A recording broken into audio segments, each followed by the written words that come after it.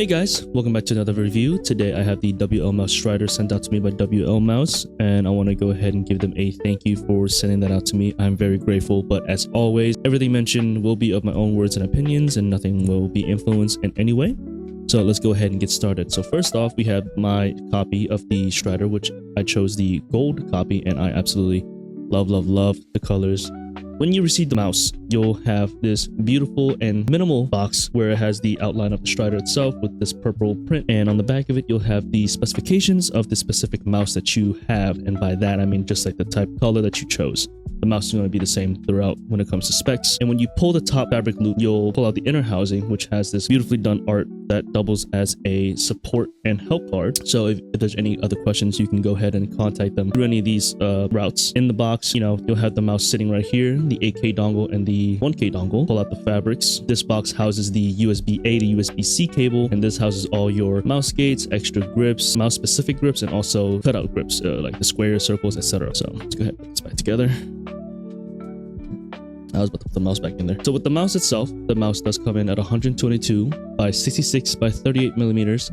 It comes in at about 45 grams, give or take 2 grams. It also houses the 3950 sensor as well as the Nordic MCU. The switches I have in this mouse is the Omron opticals, but you can also opt out for the TTC Nile transparent black dot. Polling rate goes up to about 8K if you decide to go that high. I normally hover around 1K to 2K, maybe even 4K depending how I feel. You can change that in either the web app or the downloadable driver that they have. I want to quickly start off with the QC of the WLMouse Strider, and I will say it is an incredible build. Even with its plethora of holes, the Strider's integrity holds up really well. No signs of any weakness or creaks in any parts of the mouse during my experience. The Beast X I had prior felt a little flimsier in this Magnesium build, especially on the sides. I believe it's because it was too thinly cut, I think, but with the WL Strider, it's a bit more solid when it comes to the sides. You can tell by where it follows the line. It's not as flimsy, and I think it's partly due to the Strider having a more refinement to the Magnesium in the build, because I do feel that the Magnesium used is thicker in certain parts compared to the Beast X. The weight balance is great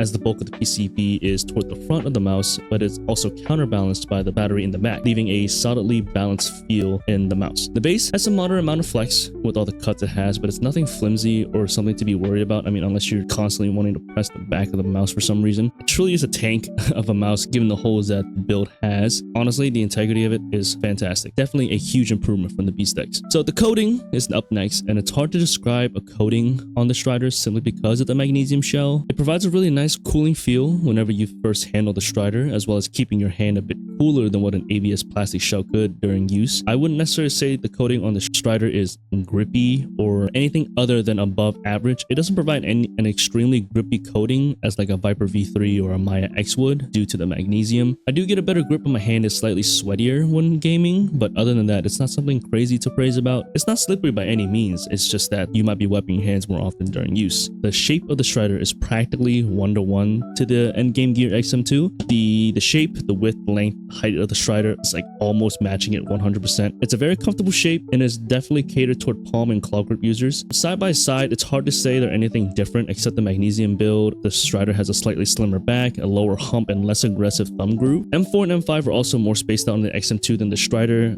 Sitting side by side, you can tell that there's a bigger gap in between. Between the XM2 and the Strider, I would probably favor the Strider a bit more because of the Magnesium shell, as well as the slightly smaller form factor toward the back of the mouse. I enjoy the thumb groove on the Strider more as it's less aggressive compared to the XM2. You can't really see on video, but when you hold it in hand, you have more of a shelf on the XM2, kind of locks your thumb in, which is great for some people, but for me, I enjoy to have a little bit more freedom. So with it being a little bit more rounder on the XM2 and like not as pronounced of a taper, I prefer using the Strider a lot more. The width of the back is also a smidge smaller, so it's a better fit for my hands. I've heard from a couple friends that the XM2 is a little bit too wide in the back, and having these two side by side, I can definitely agree that the XM2 is a little bit wider than I would like. So finding out that the Strider is a bit smaller in that department made it a very comfortable mouse to use during my experience. The hump tapers off in a more gradual manner as well. It doesn't poke into my palm as the XM2 does, but to be honest, the mouse has been very nice to use. I haven't felt any fatigue or cramping in my experience. It's probably one of my favorite shapes, and the Strider has helped solidify it. The Strider I reviewed came with on-run opticals, which are my favorite switches I've used in a mouse. The implementation of the switches are really well done. M1 and M2 have been super responsive. Haven't noticed any double clicking and no switch grinding especially.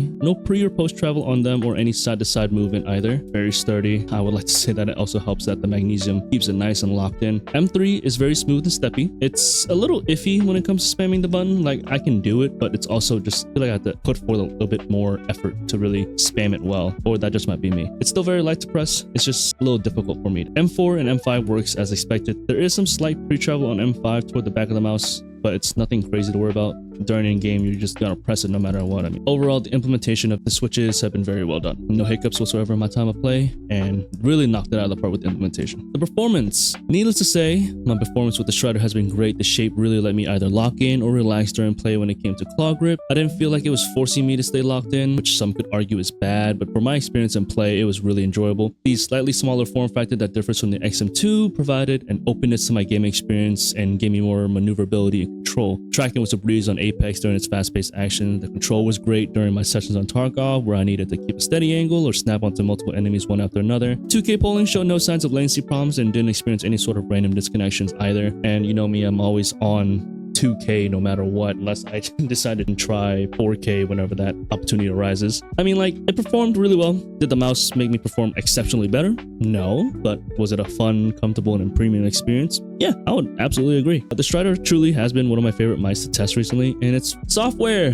WLMouse has their own web driver, WebHub, or how they call it, that houses your general mouse settings that you can customize to your own liking. They also have a downloadable driver if you prefer that, like the old ways, but for me, the WebHub is just a much easier software to use. As long as you have the 8K dongle or the mouse connected, it'll pick it up and you can just choose your settings right then and there and then just click out of it. You don't need to download anything. On the web driver and the downloadable driver, you have your usual performance settings such as LOD, DPI, polling rate, debounce time, you know, all that stuff. You're also able to customize your own keybinds, your macros, and of course your lighting, but that's mainly for the dongle. Nothing too fancy, just the necessities to get you on your way to using the mouse the way that you like. Playing with 2K polling, the battery performance did well, no unnecessary battery drainage, charged the mouse every 4 to 5 days with daily use, and never turned off out of nowhere. I wish I did test out more of 4K to 8K battery life uses, just to get like a proper gauge on how much more the mouse is being drained using those more extreme polling rates. Alas, I only used 2K. Anyways, the battery performance did its job as intended and provided long-lasting gaming sessions. You know, just charge your mouse every night if you fear it may not last, okay? In conclusion, the WLMouse Strider has been one of my favorite mice to test as of late. The beloved shape of the XM2 coupled with the Magnesium shell make for a fantastic and premium experience. The clicks implementation is really well done and the build quality is a huge improvement from the original beefsteaks. The software makes customization quick